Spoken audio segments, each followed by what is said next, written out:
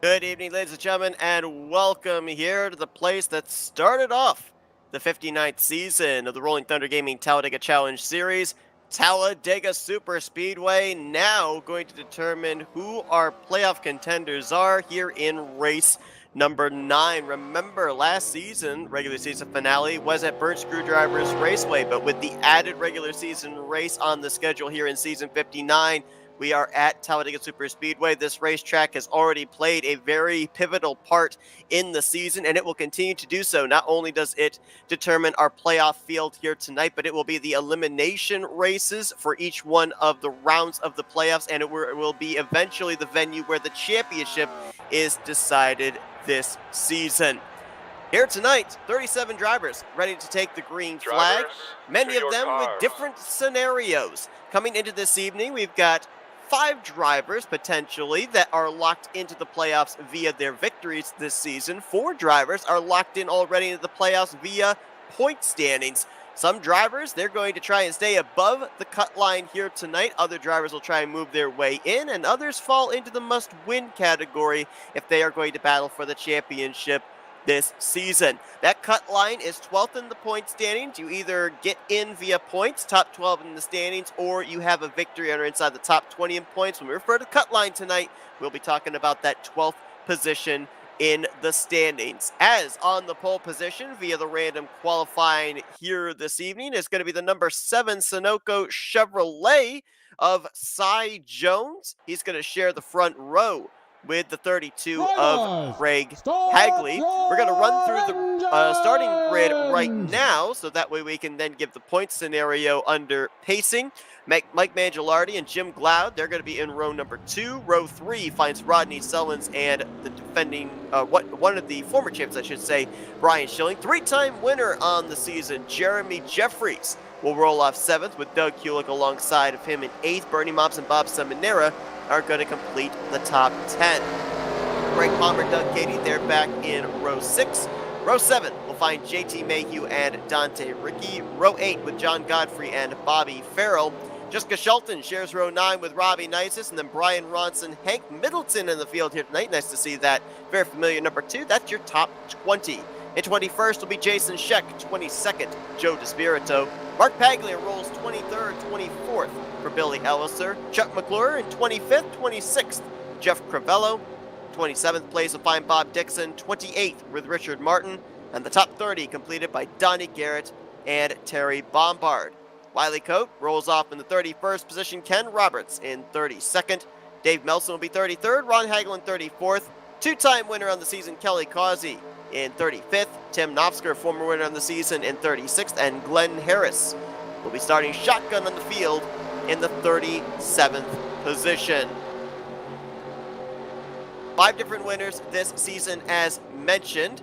Chuck McClure, Grant Wesley, Tim Knopfsker, Jeremy Jeffries, and Kelly Causey. 4 of those 5 are in the top 12 in the point standings, so they wouldn't need to rely on the win to lock them in. They'd be in via points. Chuck McClure, however, last week dropped 5 spots in the standings. He is 17th in points coming in tonight. He's still in the top 20, so that win would count towards a playoff spot.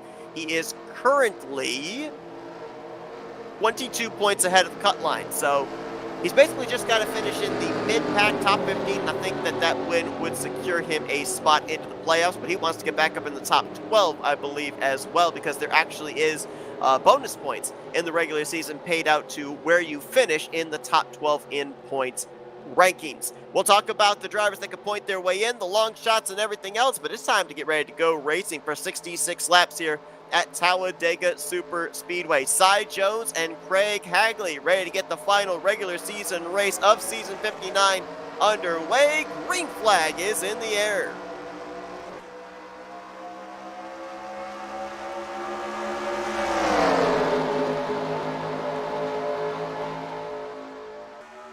Cy Jones looking to get the early advantage here through the center of 1 and 2. More than likely going to move up to that middle line in front of Hagley. That middle line starts to generate the run off the second corner on the first lap. Ooh, they may get split in the middle 3 wide here as they open up the door on the bottom for Rodney Sellens, who's going to get a push from Jeremy Jeffries. Shout out to Milt Surratt, James Qualls in our chat here tonight. couple of notable drivers missing from the field here this evening. Former winner on the year up there in the point standings as well, Grant Wesley. We already knew that he was going to be on vacation, missing not only this regular season finale, but the first playoff race next week.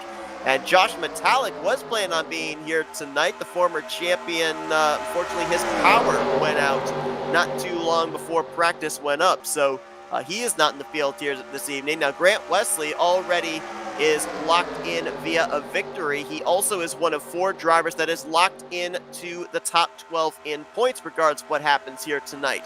Brian Schilling, Jeremy Jeffries, Grant Wesley, and JT Mayhew all have over 48 points between themselves in the cut line. 48 points is the most points you can earn if you win and lead the most laps. So they will be in the playoffs no matter what. Josh Metallic, it's a little bit more of a tricky situation since he does not have a victory. Obviously will not get a victory here tonight. He was 7th in overall points coming into this evening and has 31 points between himself in the cut line. Will that be enough is the question.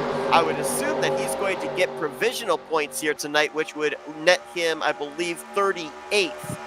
So it really is all dependent on the drivers below the cut line coming into this one, as Rodney Sullivan's out in front now with Jeremy Jeffries and Bernie Mobbs, the top 3. The point standings are really close around that cut line. So close, in fact, that we actually had a tie for 12th in points coming into this evening between our race leader Rodney Sullins and Terry Bombard. Would have been interesting to see if this was the end of this regular season race where the tiebreaker would have gone, or would both of them have advanced into the playoffs. But they can't rest on their laurels, because just behind them by 1 point is Dave Nelson. 2 points back are Jessica Shelton and Craig Hagley.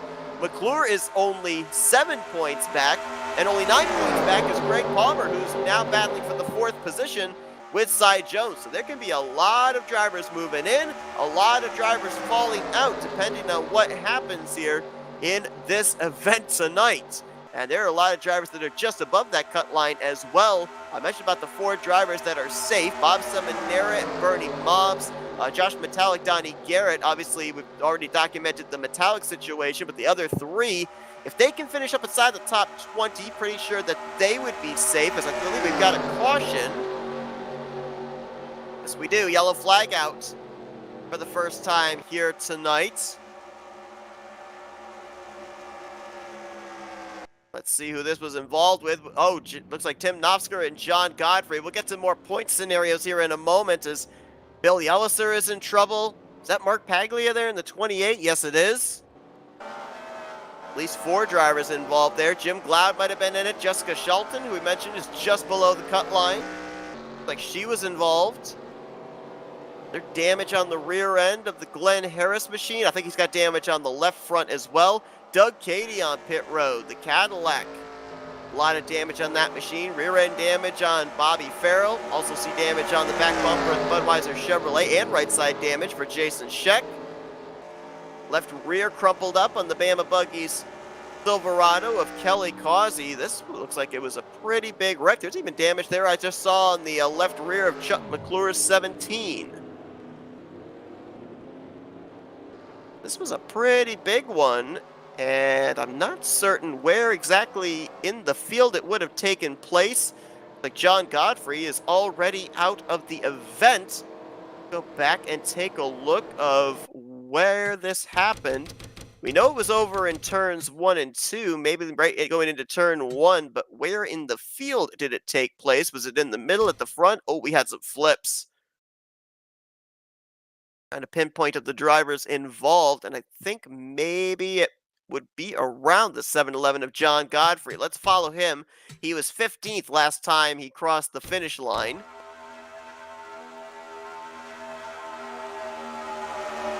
As McClure was outside, and they make some contact. It almost looked like we'll have to get another angle. As my goodness, look at all the cars piling in here, all the trucks. Ooh, what was that one that went up and over? Knopfsker went up and over, but there was another truck that went up and over. Shelton went up and over. Katie's upside down. There was somebody else, though. There was another yellow truck, and maybe it was Jim Glaude, actually, an orange truck. Could have been him or Paglia. But it almost looked like there might have been some bumper grab potentially there between Godfrey and Hagley that sent Godfrey up into Chuck McClure. Let's see if we can get a better camera angle here. Not sure how well this angle's going to serve us, but we'll see. I feel like it's bumper grab because the 32 darted down to the left. If it was just a fact of Godfrey not being clear, then I feel that it would have just been him and McClure getting together. The 32 wouldn't have darted to the left the way he did. Try the helicopter cam. Get an aerial look.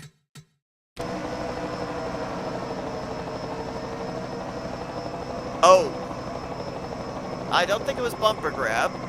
It was a late bump going into turn 3. That's what it was. Late bump and maybe a late block. There were a lot of drivers involved in this one.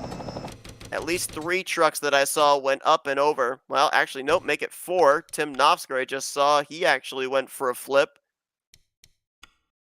Focus on a couple of those trucks that were involved. Doug Cady was at the rear of the field, and even he wasn't able to traverse his way through this. Get him on the brakes, shooting the gap up the middle. Godfrey comes down into his lane. There's Shelton going up and over, so Glaude did actually get involved in the 72. Cady had to take the TP to pit road because of being stuck on his roof.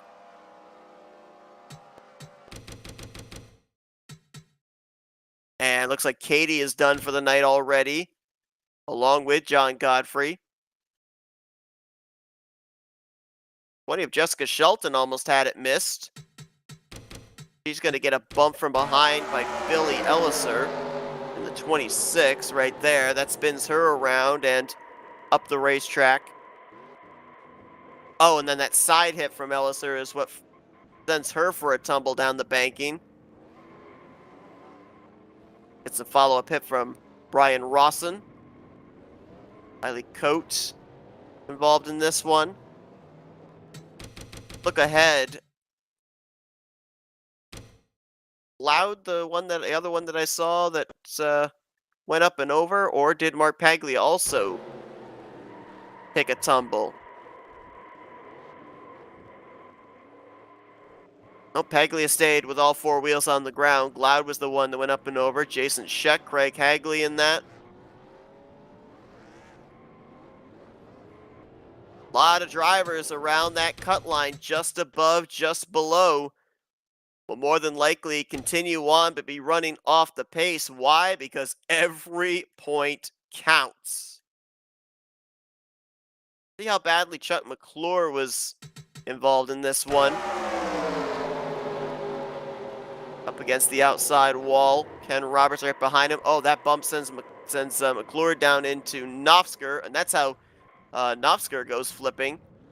Almost like the rear spoiler of the 17 went underneath the rear of the 088, sent him up and over.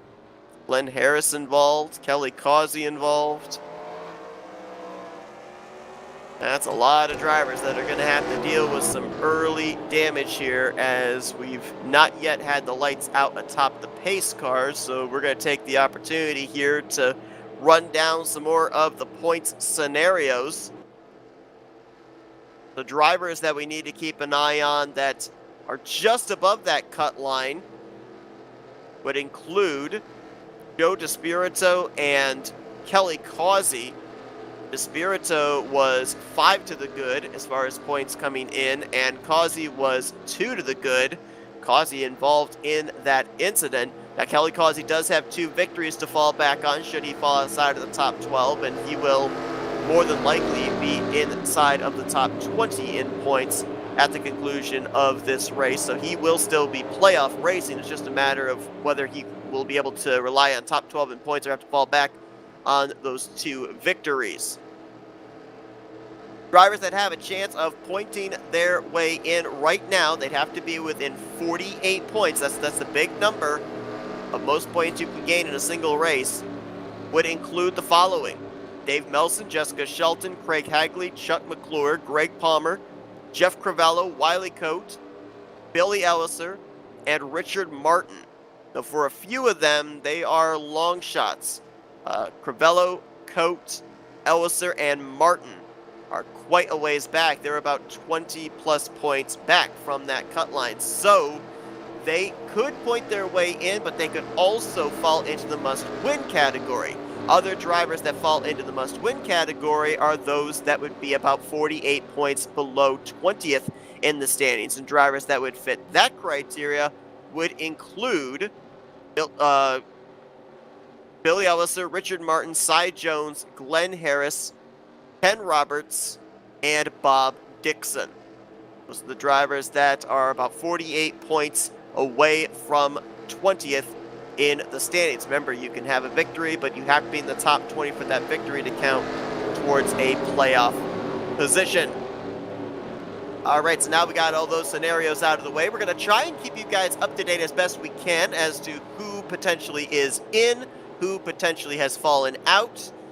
But stay tuned, because they do a great job of updating the points post-race while we're in the middle of our post-race interviews, and we will give you the official wording of who is going to be playoff racing and who is not. The math up here in the booth can sometimes be wrong. We got to wait for the official word as Cy Jones gets us back under the green flag. Interesting point of note, everybody was on pit road under this caution with the exception of the 7.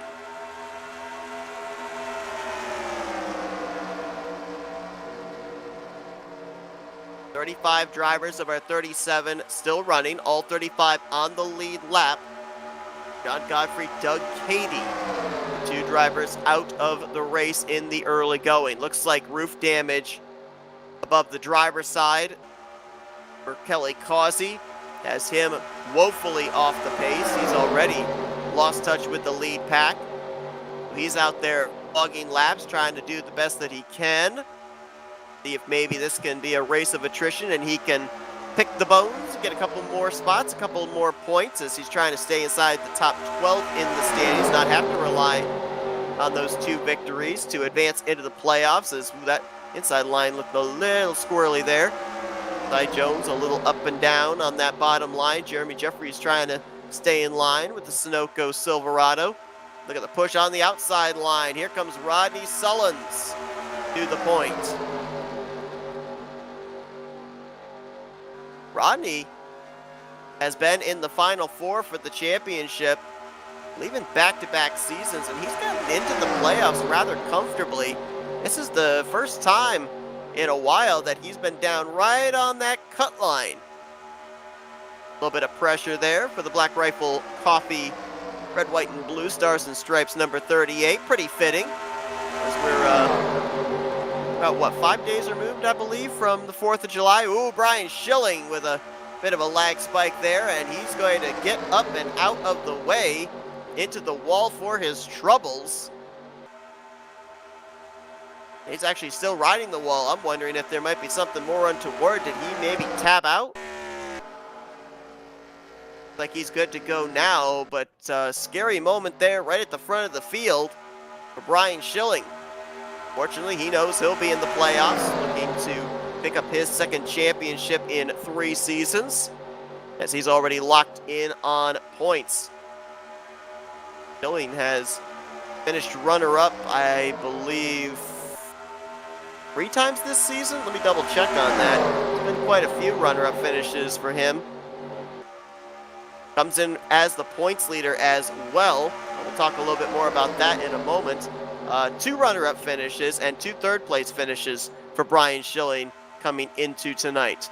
So he has been up there on the podium. He's just not yet been able to take that checkered flag. Let's talk about the points lead just a little bit here, as Brian Schilling holds 9 points over Jeremy Jeffries. Right now, those 2 really are the only ones that are in the hunt for the regular season championship. Grant Wesley obviously not in the field here tonight. And JT Mayhew is 27 points back. He would be a long shot driver.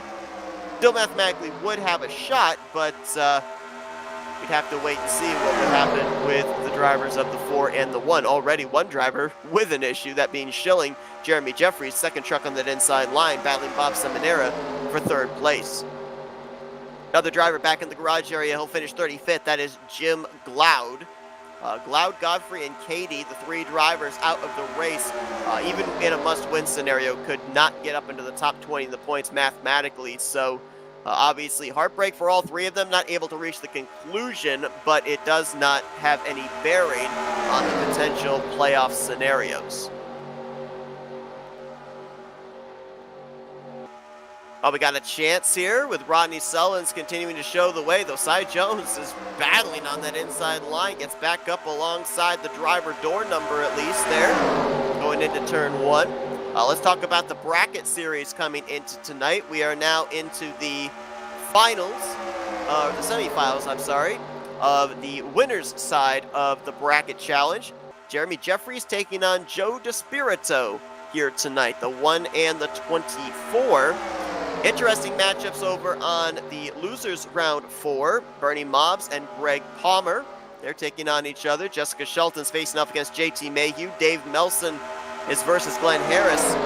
And I was kind of wondering about this one as I looked at it. I don't know how you would pick who is advancing into the next round on this one because neither driver is in the field here tonight.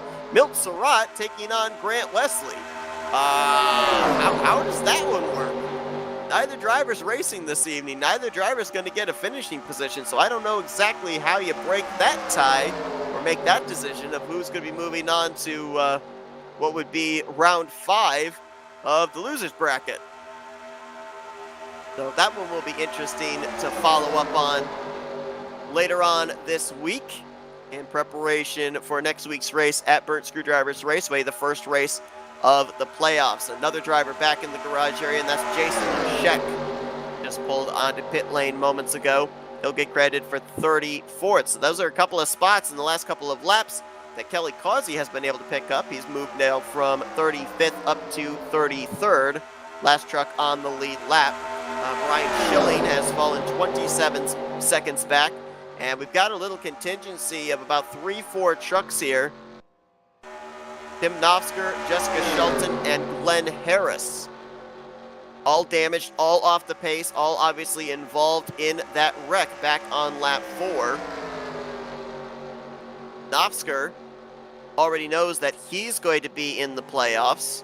But for Jessica Shelton and Glenn Harris, Glenn is in a must-win situation. He was not able mathematically to advance into the top 12 in points here tonight without a victory. And Shelton came into this race 3 points behind the cut line, chasing Dave Melson, Rodney Sullins, and Terry Bombard. And right now, we've got Rodney Sullins out in front. As Kelly Causey going to go a lap down there, gets out of the way. Dave Melson is right now in 8th, and Terry Bombard, where is he at? He is in 10th. Right now, as things stand, I believe Rodney Sullins is in. Terry Bombard and Dave Melson would be out. Remember, Bombard and Sullins were tied for 12th. So now with Sullins out in front, he is firmly in control of 12th position, dropping Terry Bombard below the cut line.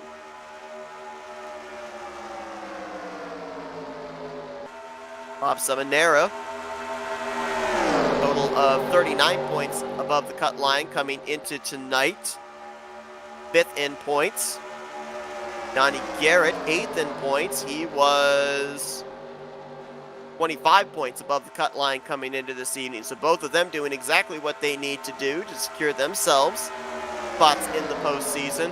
And again, I mentioned it, that based off of where your ranking is at the end of the regular season of 1st through 12th, there is a bonus point payout. So if you can finish 5th in overall points rather than 8th in overall points by the end of the regular season, that's more bonus points heading your way.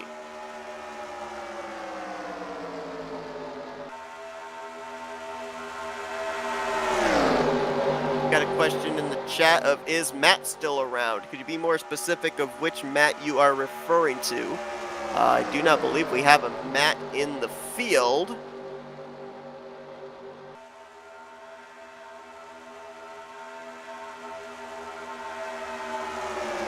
Could you be more specific on which Matt? I can answer that question, as 19 on the board, about to be completed. Remember, we went back green on lap 7. Drivers can go roughly 19 to 20 laps on a tank of fuel, which means that we will be only about 8 laps away from when these drivers will have to start considering green flag pit stops. And keep an eye on the 7 of Cy Jones, who's still holding on to a top 10 right now in the 9th position, but he has not come to pit road the entirety of this race so far. Therefore, he is going to be one of the first ones to have to dive onto pit road, and it may have to be either this lap or next. Matt Rodriguez, he does not commentate in this series. He will next be heard, I believe, on Tuesday night, if I recall correctly, for the Great Lake Truck Series. But he is still around. He is definitely a part of FRN still. Matter of fact, if you want to see Matthew Rodriguez race, tune in this Friday night. Upper Edge Racing Series, the Body Shop Super Speedway Series, going to be taking to, I believe it's Daytona, that we're going to next. Closing in on the championship over in that series, as here comes a challenge from Jeremy Jeffries on the top side to Rodney Sullins, with Rodney moving down to the bottom there, giving up that middle line. That says to me he might be preparing for green flag pit stops. Same for Seminara and Donnie Garrett, who pushed him there. Keep an eye on the 38. He might have his hand out the window in the next couple of laps and bring them onto pit road. This racetrack has already played its part into the playoff scenario with that wreck back on lap 4. Pit road might be ready to play just as much of a part. Do not want to get a speeding penalty here. You do not want to get involved in a pit road incident here, as there's Cy Jones leaving pit lane. That means that only maybe 2-3 more laps these drivers can go before they have to start thinking about coming onto pit road. Cy Jones, I think, actually fell a lap down after making that pit stop, so he has to hope that either a caution comes out with him, one of the first 2 cars a lap down, or that he's able to have this entire thing cycle around and get back on the lead lap. But he came down pit road all by himself. He will not have a drafting partner, at least for the time being, to be able to maintain pace with this roaring lead pack, which currently consists of 27 trucks. There are quite a number of trucks that were involved in that lap 4 incident that are up in this lead pack and appear to be up to speed. One of them up there third on that outside line, the 17 of Chuck McClure. Richard Martin is in 12th. He was involved. Brian Ronson's in 13th. Wiley Code is in 16th. Billy Elliser is in 21st. And Mark Paglia, Craig Hagley in 26th and 27th is, ooh, man, making their way around the slower machine there of Brian Schilling. Only slower because he was by himself. He does not have damage. If you're just joining us, he had some kind of a moment off of turn 2 just after we went back green from the 2nd position. Was up and riding the wall from turn 2 to about midway down the back straightaway, and then was able to continue on. We're not certain exactly what the cause was or what the issue was, but has now trapped him -1. And again, that is your points leader coming into tonight. The guy that he's battling for the regular season championship is the guy out in front, the 3-time winner, Jeremy Jeffries, who the last 3 times we've gone to Burr Screwdrivers Raceway, he has taken the checkered flag. He's looking for his first checkered flag of the season here at Talladega, as I think he's coming down pit road here. I just saw a lot of radios light up, and no, he is not coming in. Kelly Causey is in the 00. There's some trucks on pit road. Bob Dixon, Mike Mangialardi, and Ron Hagelin hitting this time. Might see some more in this lap.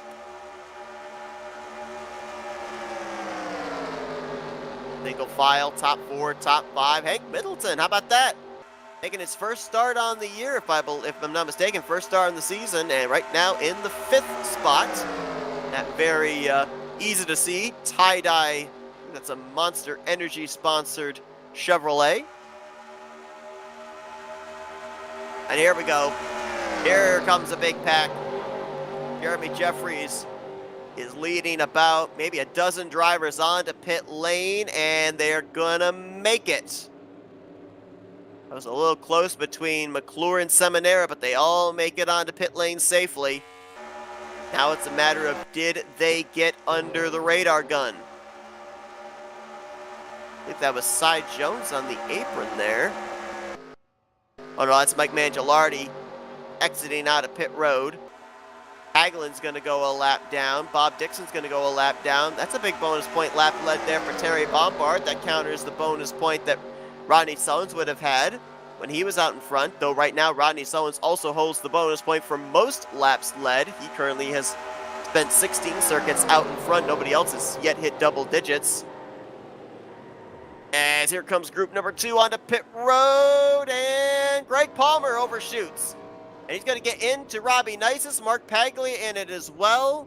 No caution, that's off the racing surface. And that is one of the drivers, that being Palmer, who was just below the cut line, had a shot to maybe move his way into the top 12 this evening. That's a costly, costly mistake. And there is a spot open in the top 12 because Kelly Causey, when he came down pit road, he's retired from the race. Now Causey will still battle for the championship. His 2 wins and being inside the top 20 in points. He mathematically cannot fall outside the top 20 in points with this DNF, so he will still advance into the playoffs. But he will fall out of the top 12 in the standings. That is an opportunity for another driver to move their way in. And I believe that that driver could potentially be, at this moment in time, either Dave Melson or Terry Bombard. We'll see where those two cycle around. Terry's going to have good track position here as he and Dante Ricky will cycle out maybe inside of the top 10. The Monera and Ken Roberts and Hank Middleton have a big run, so I think Terry's going to fall outside the top 5 there. I think he'll maybe fall back to 10th, 11th position potentially with trying to get back up to speed. Donnie Garrett is going to be the new race leader. So those pit stops took place between laps 24 to 26. That means that we can expect to see these drivers on pit road once again somewhere around laps 44 to 66. Or, I'm sorry, make that 44 to 46, which would put them able to make it the rest of the way, I do believe. At least for the drivers that pit late, they should be able to make it the rest of the scheduled distance if they can hit that 20-lap mark.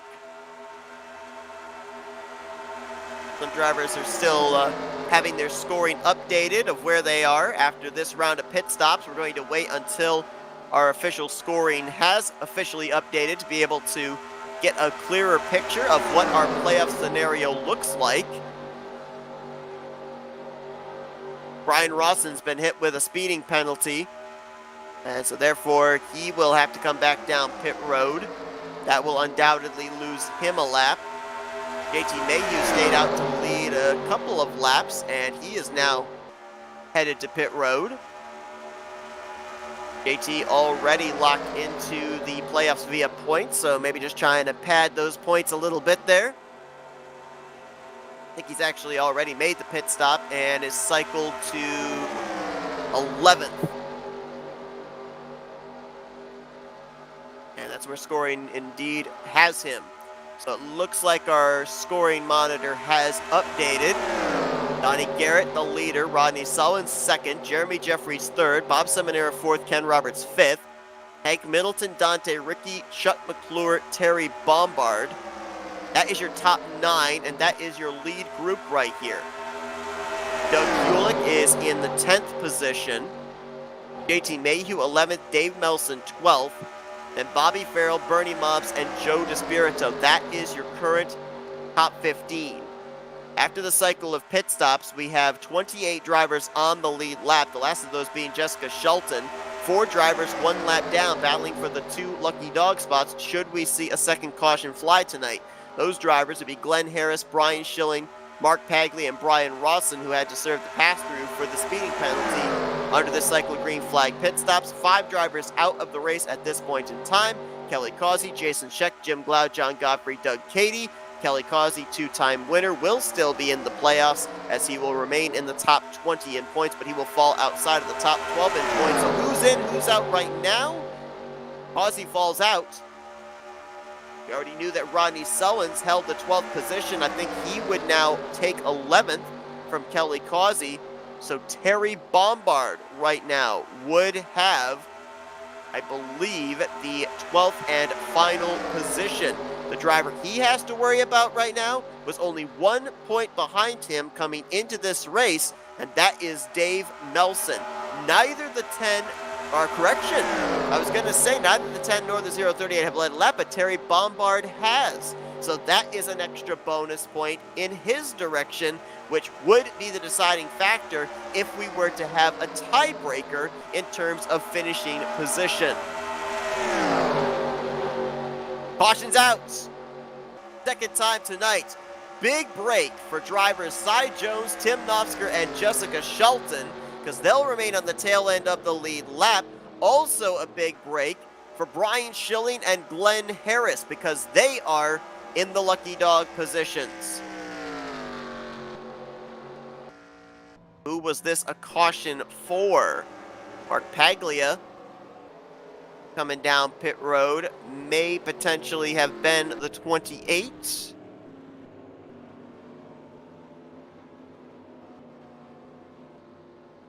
And this is going to screw up a bunch of drivers' strategy. If this thing were to remain green, some of them would have been about maybe 2 laps short of the finish. Others would have been able to make it the rest of the way. Interesting point of fact, Donnie Garrett, who has led 4 laps so far, led that last lap. That was the fastest lap he's run so far here tonight at a 47.947. Like Mark Paglia may have disconnected, and so he may very well have been the source of our second yellow flag here tonight. I'm wondering if maybe an engine expired. We've had a lot of drivers that have had sustained damage in the early going.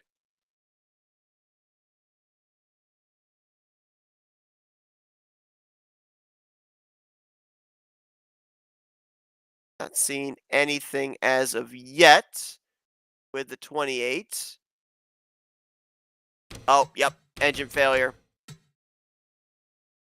Happened, I think he felt it through the middle of 3 and 4, but I don't think that the engine actually expired until he was exiting out of turn 4.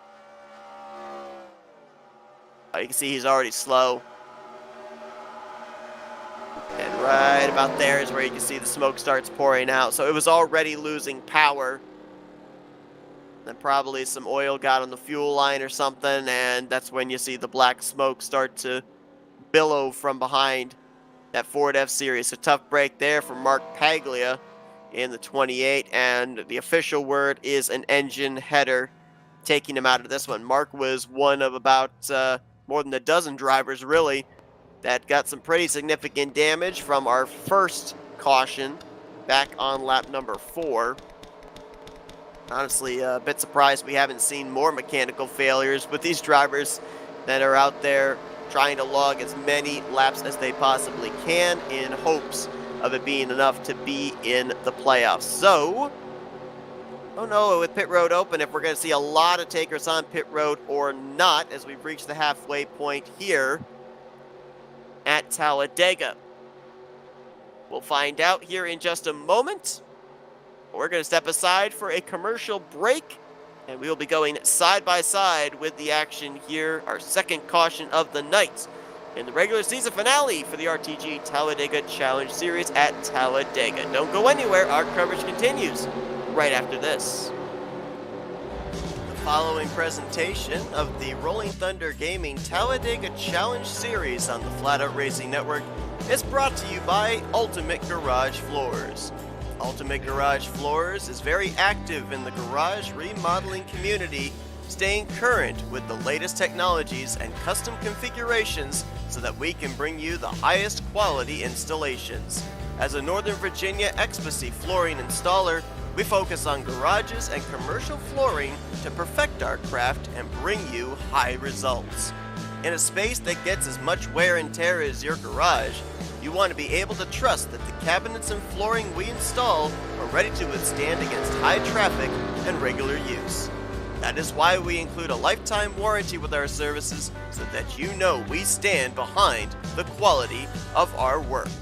To get started with a free consultation, call us at 540-931-9006 or visit us on the web at ultimategaragefloorsva.net. That's ultimategaragefloorsva.net.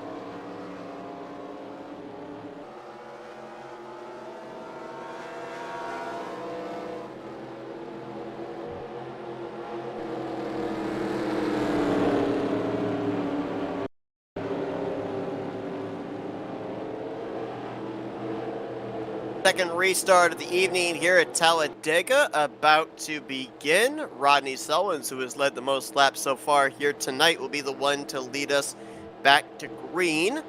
Past the halfway point here in the regular season finale for season 59 of the RTG Talladega Challenge. Bring you up to speed on your current lap leaders. Sullins has led the most with 17. He's the only driver that's led double digits. Cy Jones, who got the pole earlier on tonight, has led 5 laps. Same for Donnie Garrett at 5. 3 laps led by Jeremy Jeffries. 2 laps led by JT Mayhew. And then 1 lap led apiece for Terry Bombard. And you just saw it there with our side-by-side, Joe DeSpirito picking up a bonus point for a lap led under this caution period. Brian Schilling, Glenn Harris got the free passes. 29 drivers will be on the lead lap of 31 still running. 5 drivers make that 6 drivers out of the race. Mark Paglia, Kelly Causey, Jason Scheck, Jim Glaude, John Godfrey, and Doug Cady. I'll bring you up to speed with 4th of July coming up here. Our broadcasts are going to be a little bit slimmer this week. Friday, we're going to have the next race of the Upper Edge Racing Body Shop Super Speedway Series from Daytona.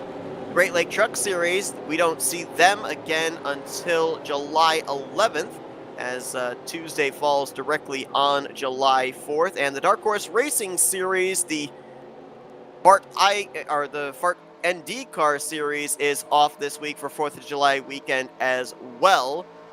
Their next race will be the following Sunday. And that is going to be at...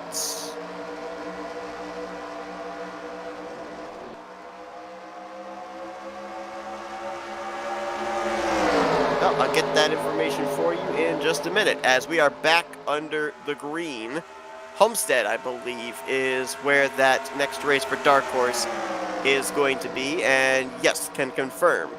That'll be on July 9th.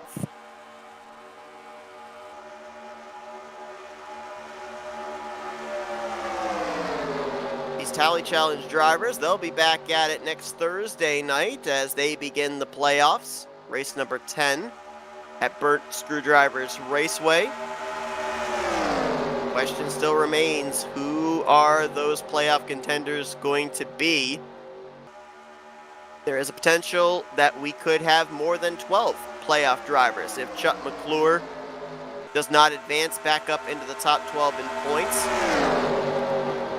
Actually, I believe there is a guarantee that we are now going to have more than 12 playoff drivers because Kelly Causey, one of our more recent retirees from the race, multi-time winner on the season, is going to fall outside the top 12 in points. So he is going to make it at least 13 drivers that will be in this season's playoffs. Jeremy Jeffries looking for back-to-back victories. And his fourth on the season, his first at Talladega Superspeedway here in season 59. I'd have to go a long ways back to find the last driver to have 4 victories in a single season. And for Jeremy Jeffries, if he were to win here tonight, it would be 4 wins in 9 races, not even in a full season. There's 15 races here this year, 9 regular season, 6 playoff races, 2 races in the first round, 2 races in the second round, and 2 races in the third round.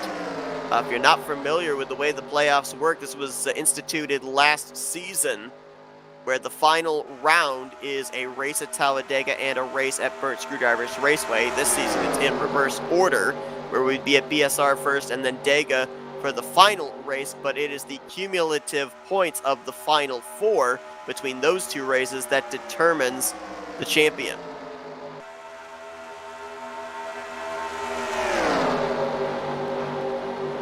As of right now, our only other drivers that are off the lead lap would be in the lucky dog positions, but Brian Rawson has currently been scored 2 laps down, and Craig Hagley right now is being scored 6 down. I believe Craig Hagley has DNF'd from the race.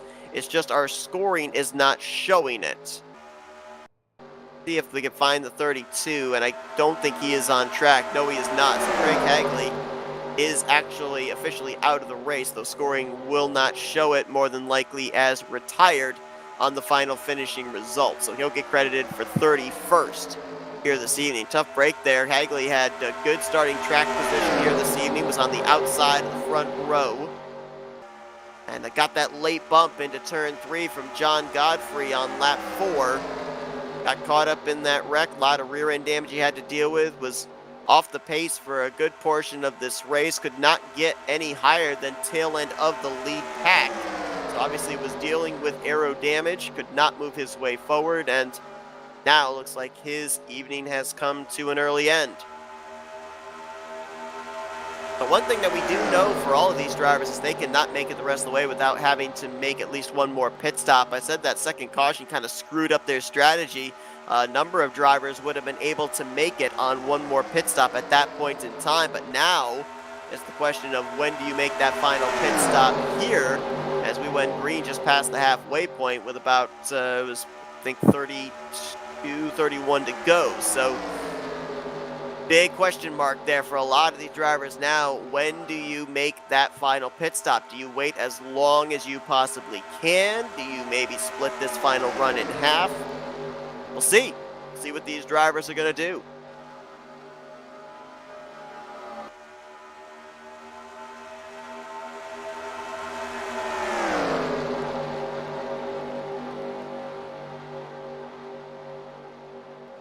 As of right now, eyeballing it, it looks like we may have had a change for that final spot.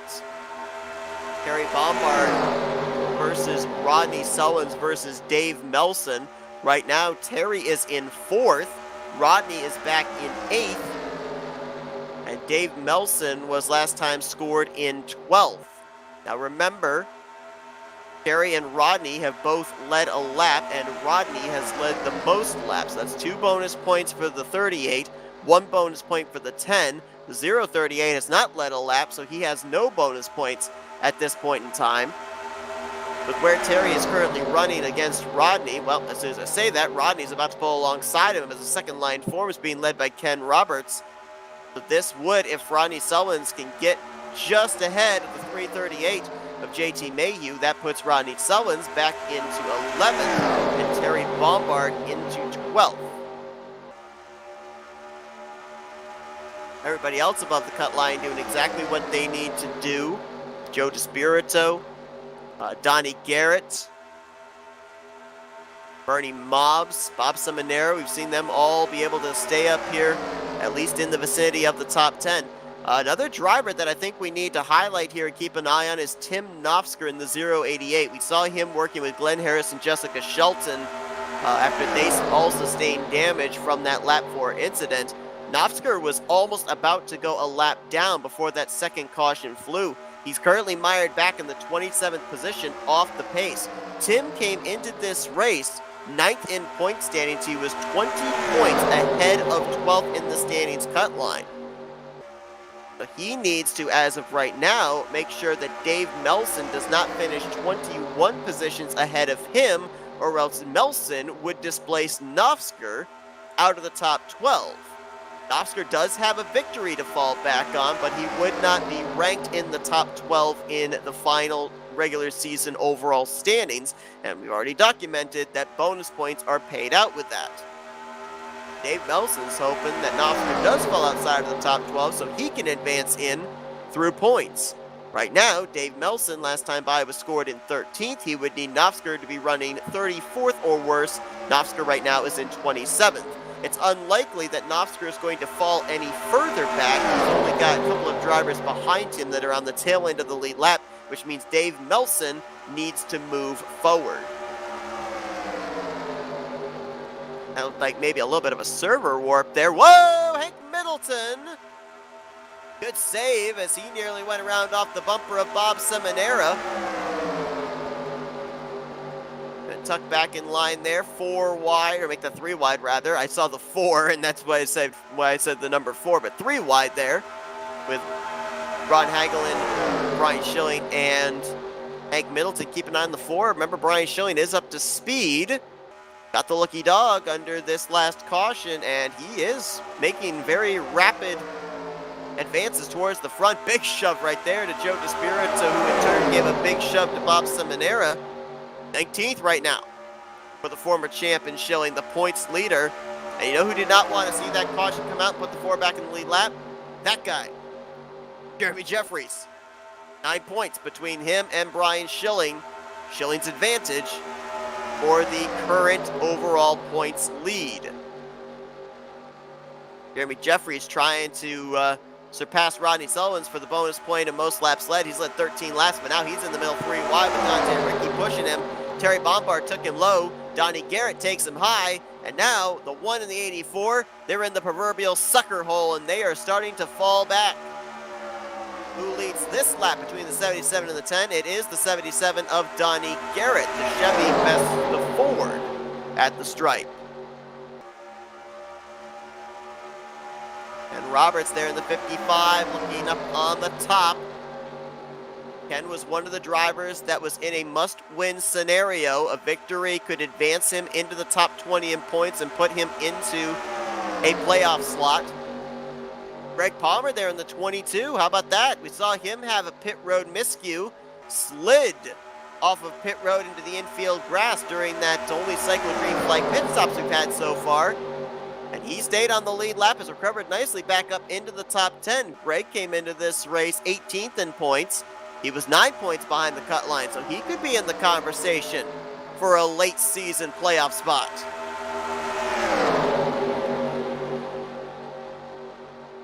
JT Mayhew's got to have a lot of confidence. He's about to have his first playoff berth in the Tally Challenge. He's already locked in via points, cannot fall outside of the top 12 in overall standings. Might give him the confidence to maybe go for a victory here tonight. Continue to add some bonus points towards the postseason. As Ken Roberts going to get a nice shove from Rodney Sullins, and he is going to be clear for the race lead. Ken Roberts out in front.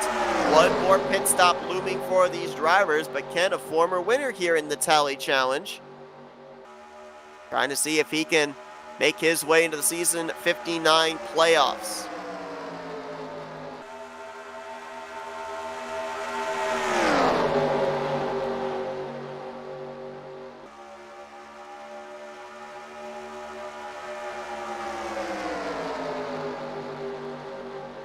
Hearing that these drivers, they are basically fluctuating between having to take on half a can and a can of fuel, be able to make it the rest of the way.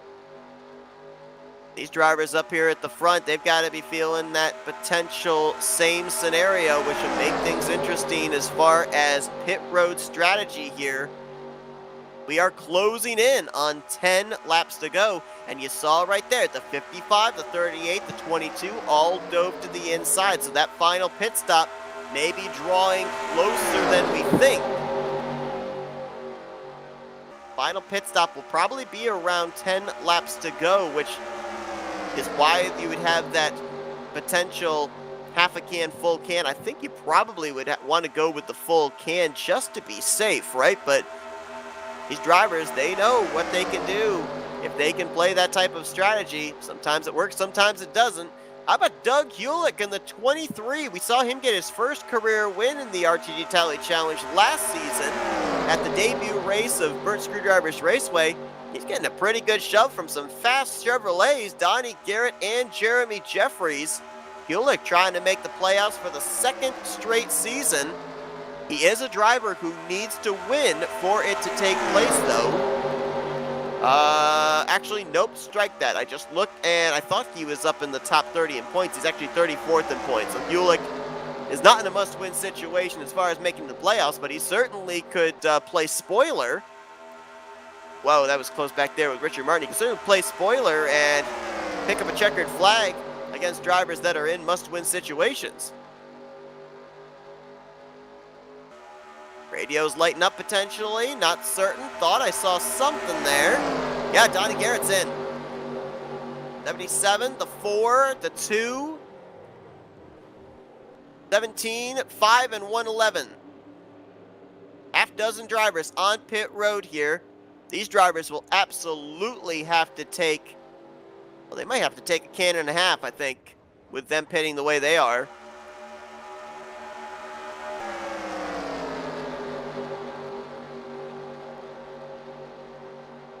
Got some more lights, more radios lighting up. I think we're going to have some more drivers on pit road this time. Maybe it will include our race leader, Ken Roberts. Yeah, I think everybody's going to go with a can and a half. I don't think you have enough laps to be able to go with a can here. You'd have to make it to about lap 56, 57 for that to work. Bernie Mobbs, Richard Martin, Bob Seminara, Joe DeSpirito, and Cy Jones. Oh no, Joe DeSpirito gets into Bernie Mobbs. He split the middle 3 wide. It didn't work. He locked up the right front. Mobbs ricochets into Richard Martin. No caution, and that's going to be a tough break because I do believe that in this Tally Challenge Series, if you cause an issue coming onto pit road, during pit road, or leaving pit road, you have to serve a pass-through. That means a 24 would more than likely have to come back down pit road.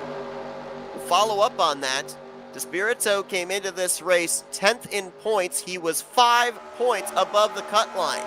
Could not afford a mistake like that. Here's the leader on pit road. He's bringing a lot of them with him, almost a dozen. Oh, someone overshot there. Is that Terry? He went out into the grass, but I think he's okay. Almost came back into Dave Melson. I think they're all good. I think they're all okay. Here's potentially who your race leader might cycle out to be. Donnie Garrett in the 77. He makes his way by Bob Seminara and Bernie Mobbs, getting a big push from Chuck McClure and Brian Schilling. All 3 drivers you're seeing right there in that camera shot are more than likely going to be battling it out for the championship here once the playoffs are put together. Oh man, I don't know what just happened, where it happened, but JT Mayhew out of the race. Engine failure for the 338. Very fortunate that he was already locked into the playoffs on points, but certainly I don't think the way he wanted to end off the regular season. Ooh, some darting there, trying to figure out where to go, as these are drivers that have just merged. Nelson and Jeffries. Terry Bombard, Doug Kulik, Jeff Crivello up ahead.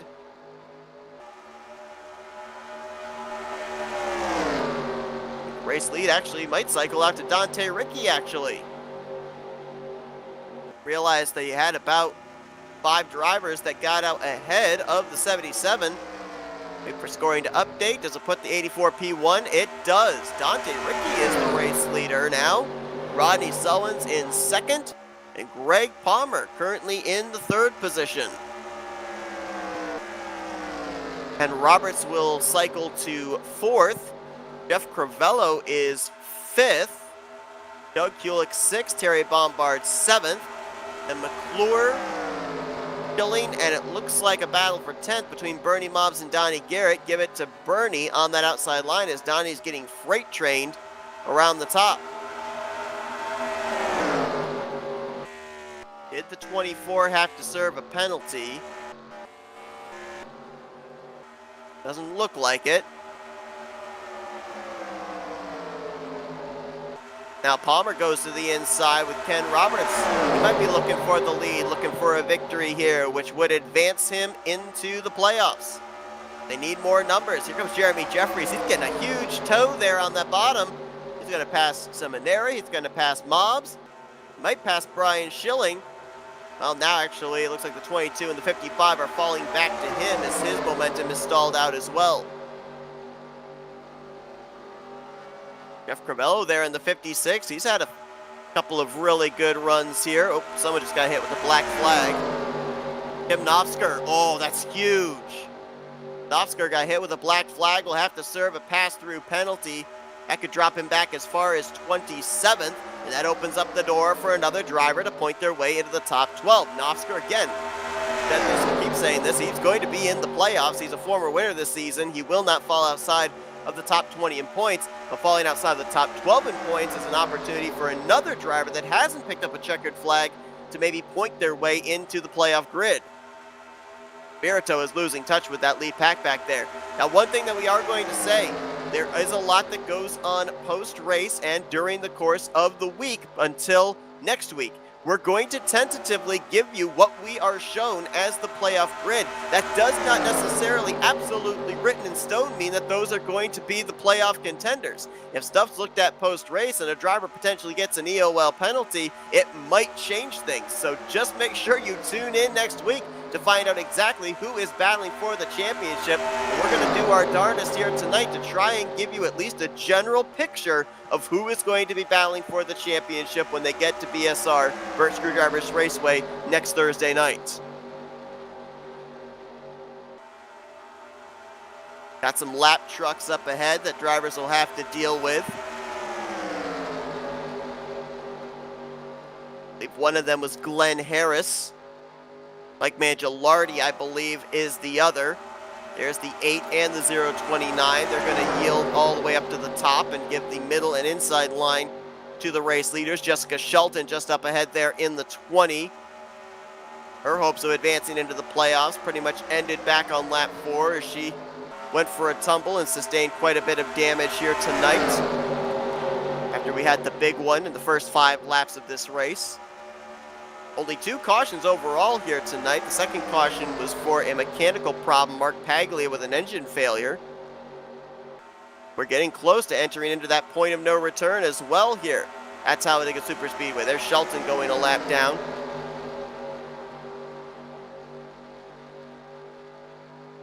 It'll be a bit before we get to any more lap traffic, nearly half a racetrack before you then would get to Cy Jones and Richard Martin. 22nd and 23rd, last trucks on the lead lap. Well, Dante Ricky has run a part-time schedule, so he, much like we were mentioning with Doug Kulik, would kind of spoil the party for a driver in a must-win situation.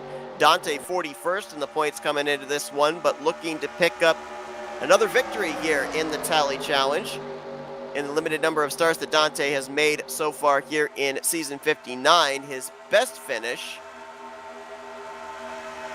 was a second place, and that was back in the second race of the season at Burnt Screwdrivers Raceway.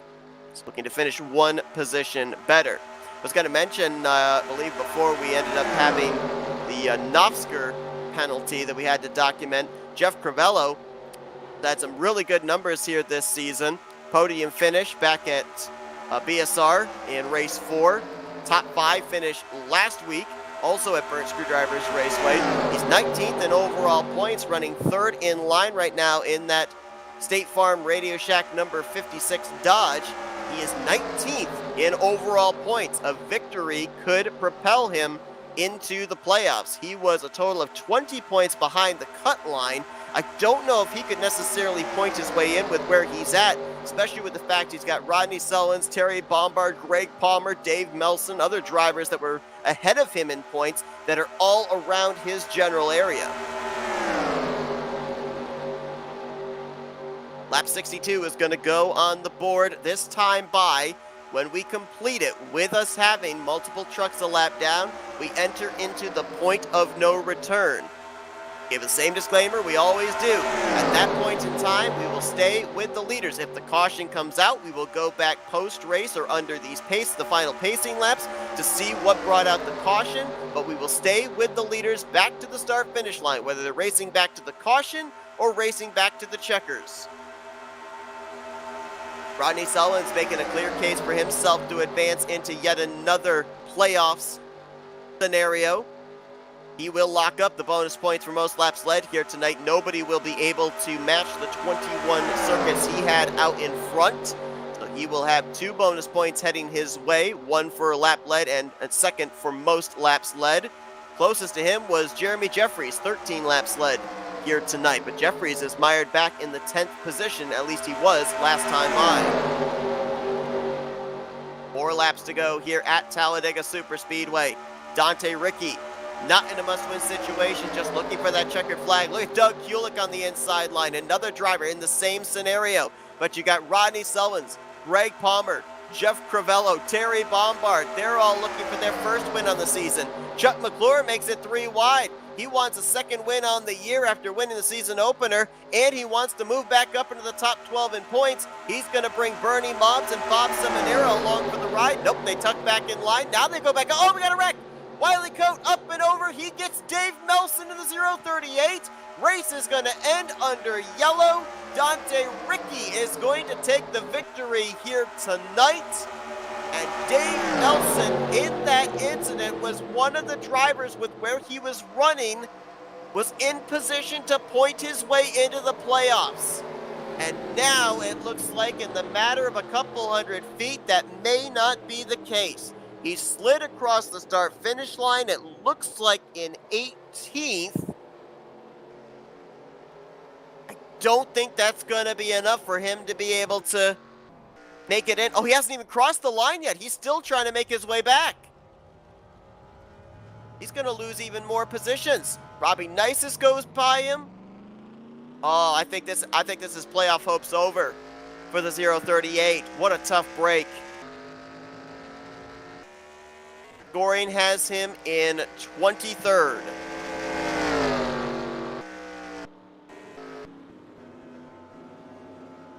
Wiley Coates was the one that went around. There he is. Scored in 18th. I believe he was a lap truck. No, he was not. Looks like he's now dropping back. Might have passed these trucks when catching back up. But they'll cross the line here for 3 laps to go? For 2 laps to go. So we've got enough time to be able to go back and see here under this caution period what brought out the yellow for the final time tonight. Hank Middleton in the 2 is coming to pit road. I wonder if maybe he might have made the contact, might be taking the penalty. Let's take a look through the tri-oval.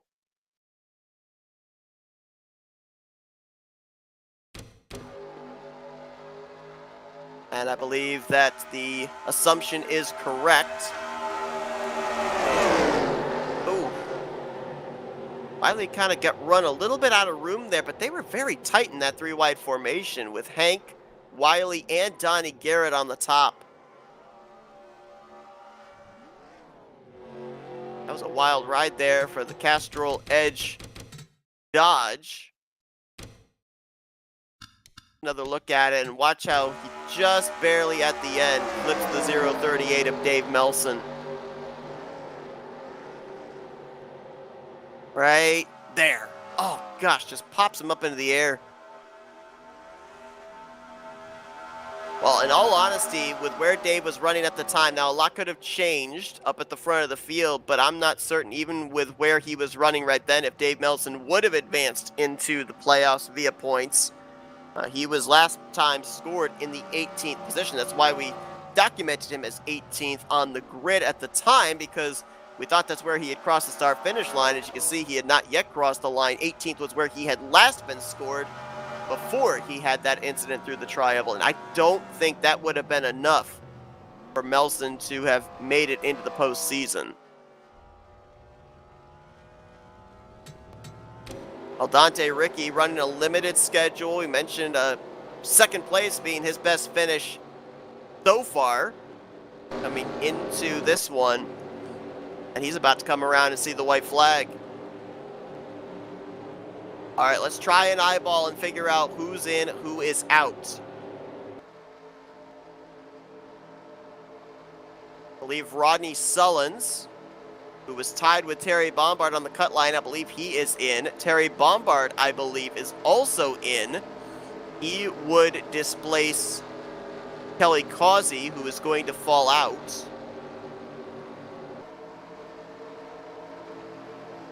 If anybody else would end up getting displaced, maybe Tim Nofsker or Joe DeSpirito.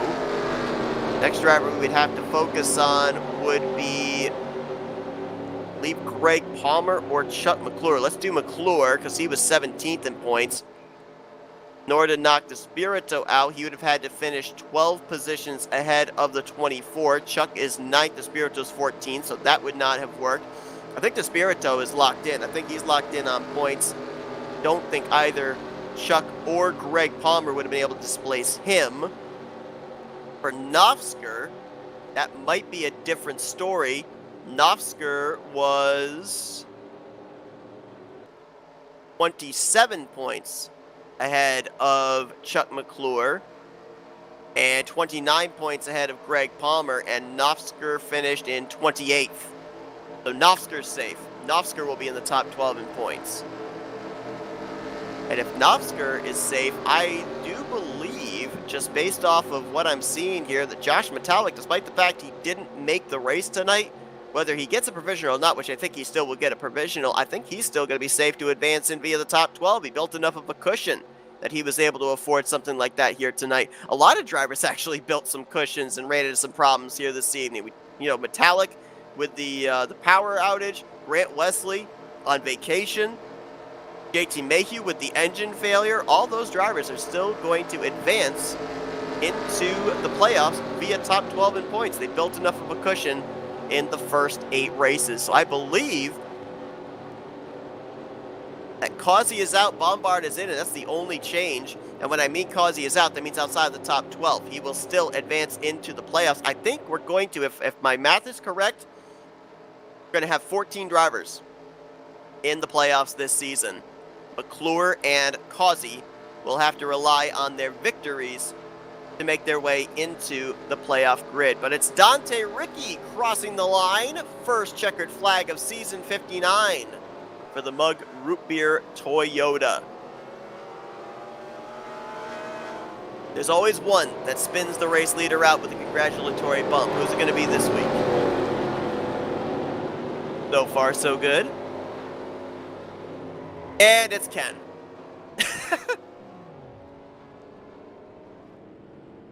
Ken Roberts is the one that spins out the winner this week.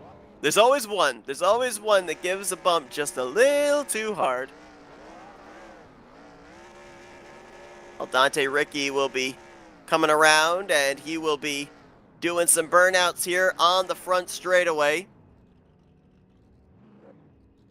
13 laps led for Dante Ricci, tied for second most with Jeremy Jeffries. Rodney Sullins leads the most laps here tonight with 19. So provided my math is correct, and we will wait for the official scoring, I believe that your 14 playoff contenders this season will be Ryan Schilling, Jeremy Jeffries, Grant Wesley, JT Mayhew, Bob Seminara, Bernie Mobbs, Josh Metallic, Donnie Garrett, Tim Nofsker, Joe DeSpirito, Harry Bombard, Rodney Sullins, Kelly Causey, and Chuck McClure. Again, that is just me eyeballing it. I believe those are the 14 competitors. We will give you the official word here in just a few moments as the celebration begins for Dante Ricci and the number 84 truck. See if we can find out when Dante's last victory was. That would have been last season during the playoffs. March 23rd, race 11. That would have been the first race of the second round of the playoffs. And he did it right here at Talladega Superspeedway.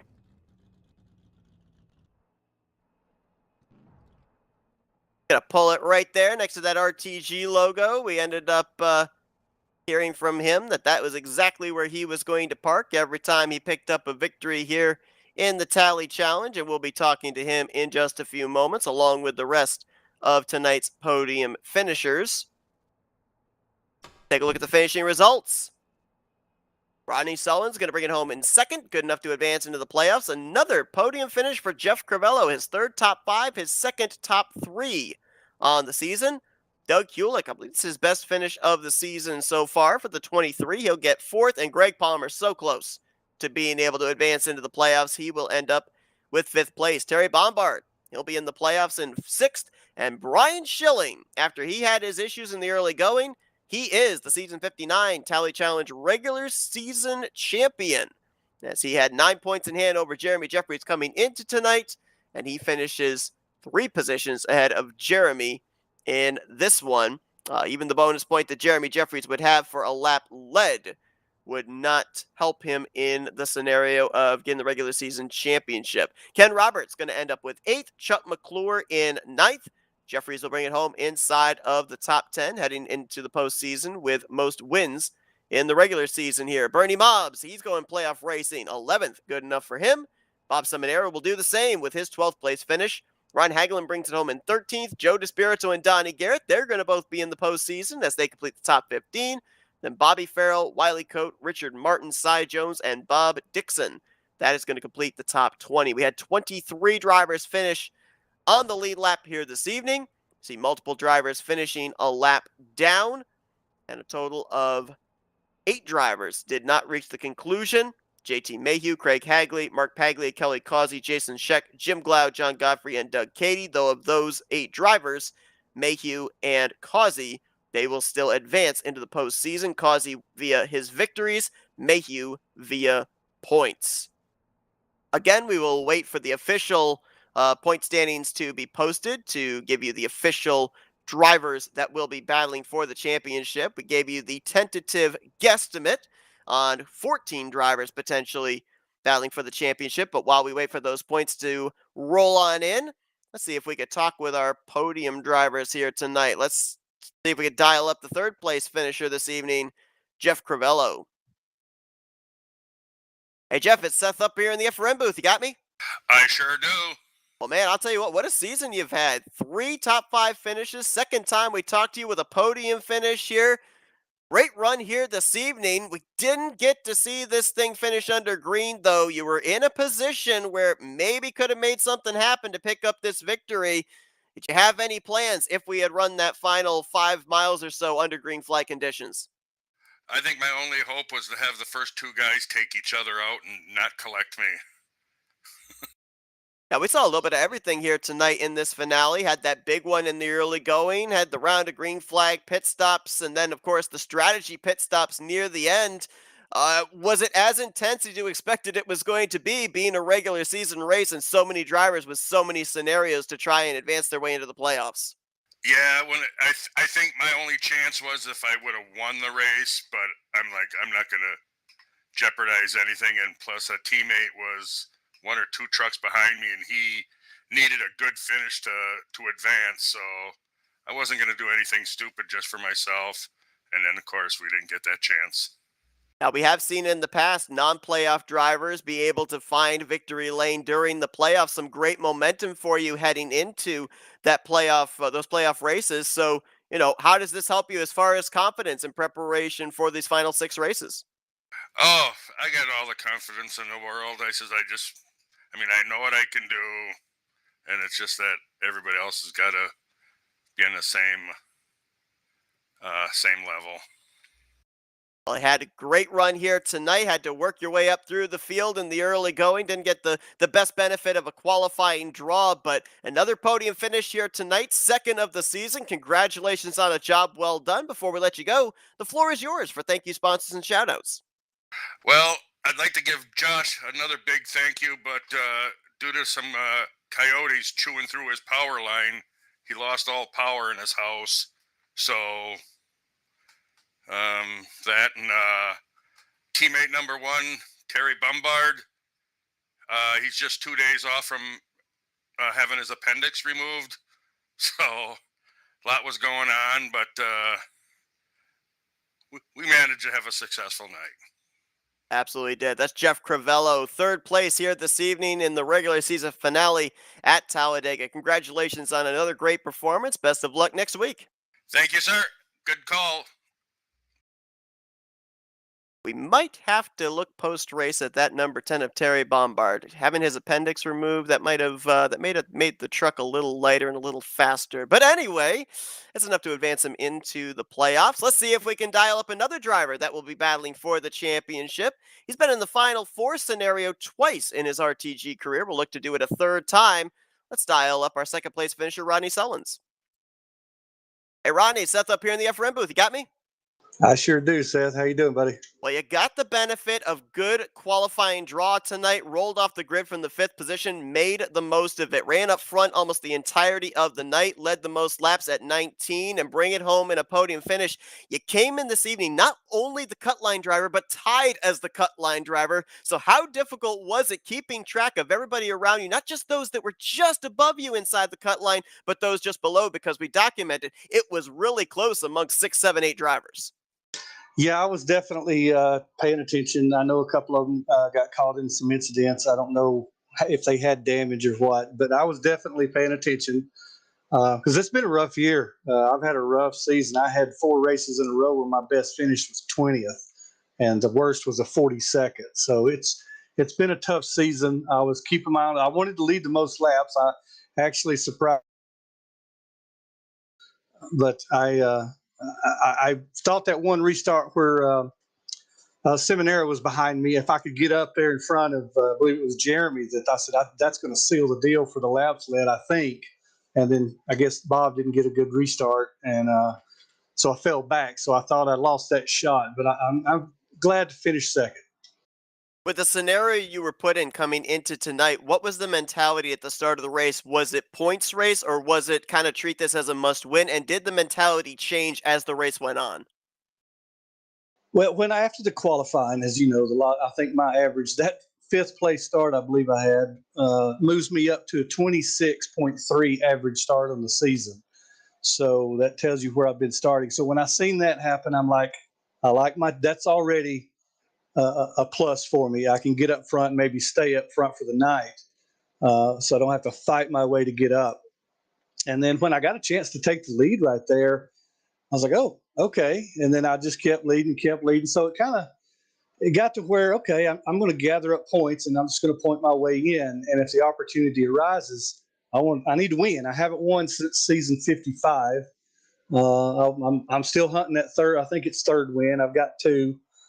But yeah, I started off just points racing and watching everybody around me. And I seen when we were coming down to the end, I was running in second place. I'm like, well, the guys I'm racing against have to be behind me because Dante's the only one in front. So it was points racing, and then go for the win if we had a chance. I was a little disappointed because I had teammates to the inside of me on that inside line and was just waiting to make the move. And unfortunately, didn't really get that chance.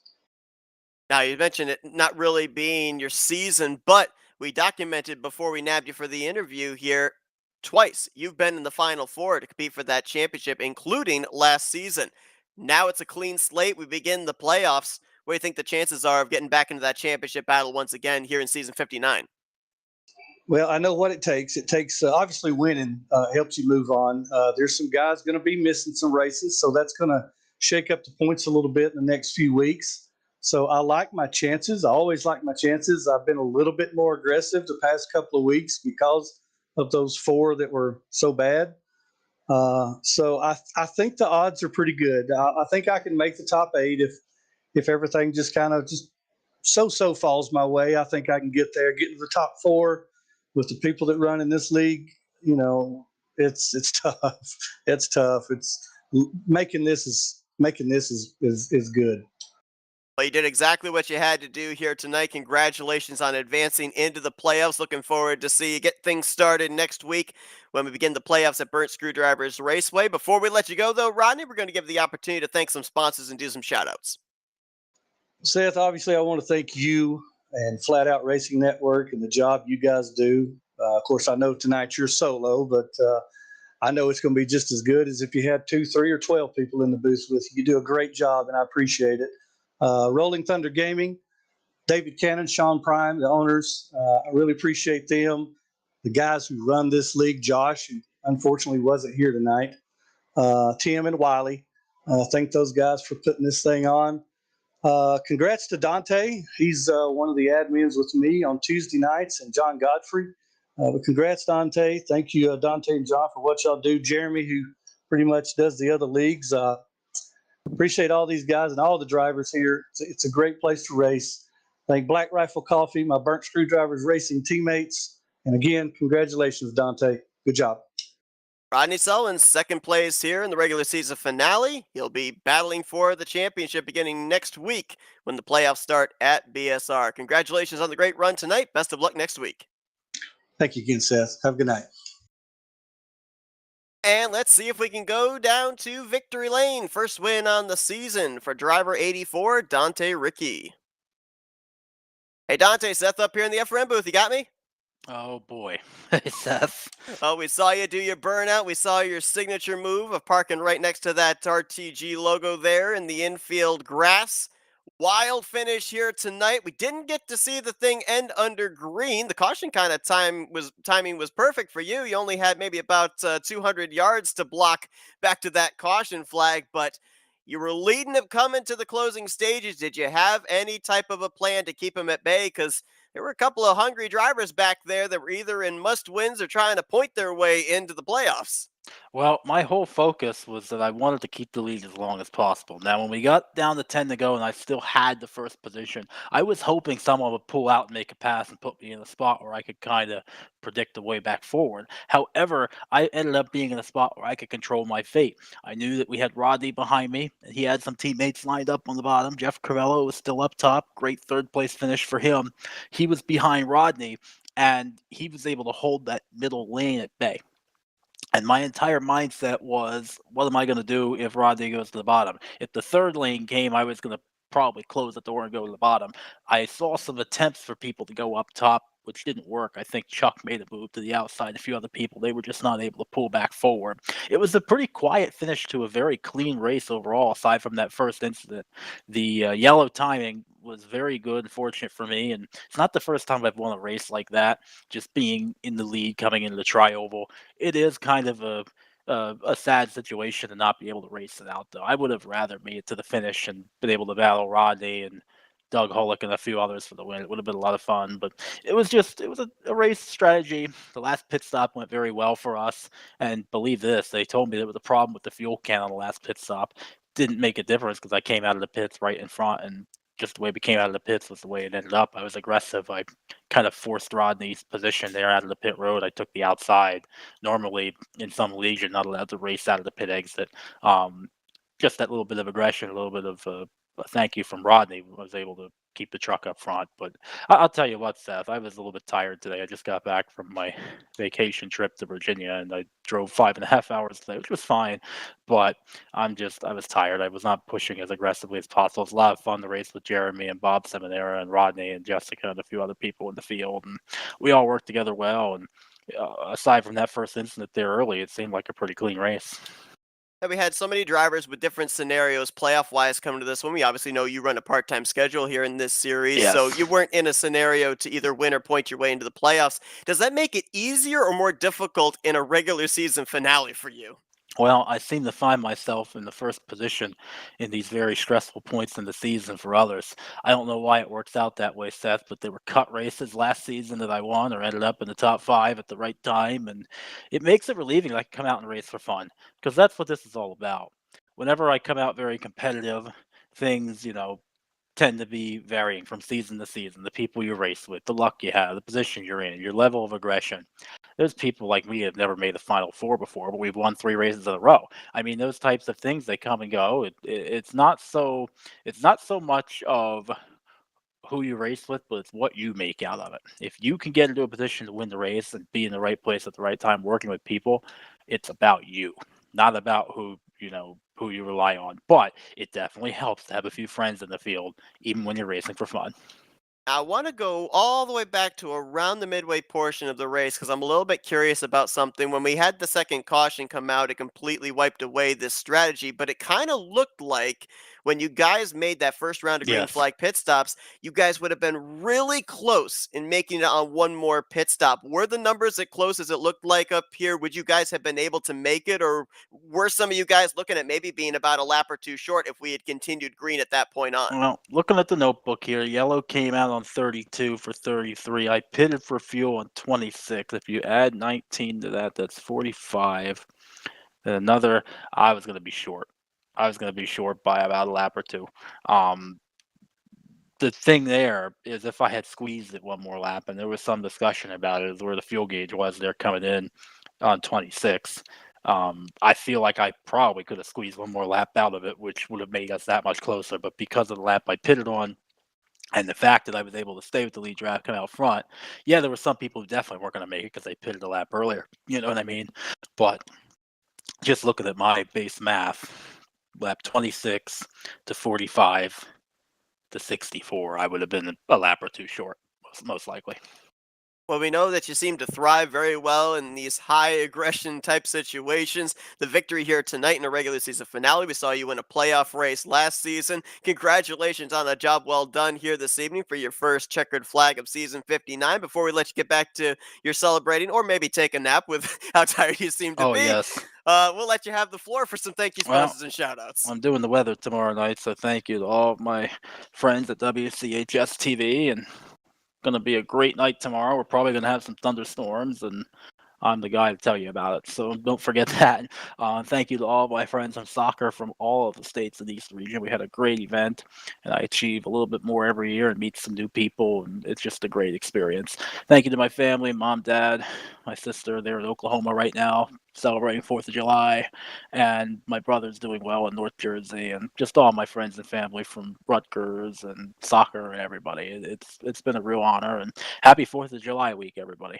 Absolutely. Dante Ricky gets to celebrate the 4th of July with a victory here tonight in the Tally Challenge at Talladega Superspeedway. Congratulations on a job well done. Great pit strategy, and maybe you want to have your pit crew mess up on the fuel every pit stop if it's as good as that one was. Congratulations on the win, Dante. Thanks, Seth. Job well done to you as well and everyone at Flatout Racing Network. It's an honor.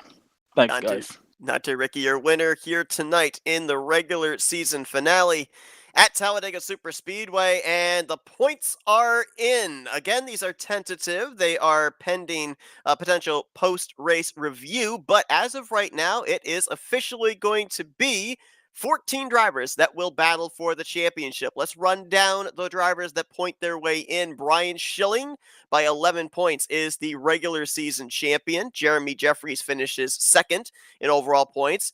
JT Mayhew will be third. Actually, he is tied with Bob Seminara for third. Bernie Mobbs will be tied with Grant Wesley for fifth. Donnie Garrett will be scored 7th. Rodney Sullins, with the second place finish here tonight, is going to finish out 8th. Terry Bombard pointed his way in with a 6th place finish. He will be 9th. Tim Nofsker is tied with Joe DeSpirito in 10th. And Josh Metallic, despite missing the race here tonight, he will get the 12th and final points paying position into the playoffs. Chuck McClure, he picked up spots tonight, but not enough to advance into the top 12, but the former winner on the season, his victory will count towards a playoff spot. He finished 14th in overall points, and Kelly Causey, who suffered the DNF tonight, the two-time winner, dropped to 18th in points, but he had a nice sizable gap between himself and 20th in the standings, so he will advance into the playoffs via his victories, making it 14 drivers that will battle for the championship beginning next week at Burt Screwdrivers Raceways. The points will get all reformatted, with the bonus points awarded for victories, the bonus points awarded for the ranking in the regular season points of 1st through 12th. And we'll be giving you all of those statistics when we get to BSR next Thursday night. Thank you all so much for tuning into our coverage here this evening. Hope you guys enjoyed it. Congratulations to Dante Ricky on the victory and the 14 drivers that are going to be in the playoffs here for season 59 of the Rolling Thunder Gaming Talladega Challenge Series. Next Thursday night, the playoffs begin under the lights at Burt Screwdrivers Raceway. Join us right back here at 9 p.m. Eastern Standard Time when the green flag will fly. I've been Seth Cole. Thanks for joining me here tonight. We'll see you guys next week as you've been watching another broadcast courtesy of FRN, the Flatout Racing Network.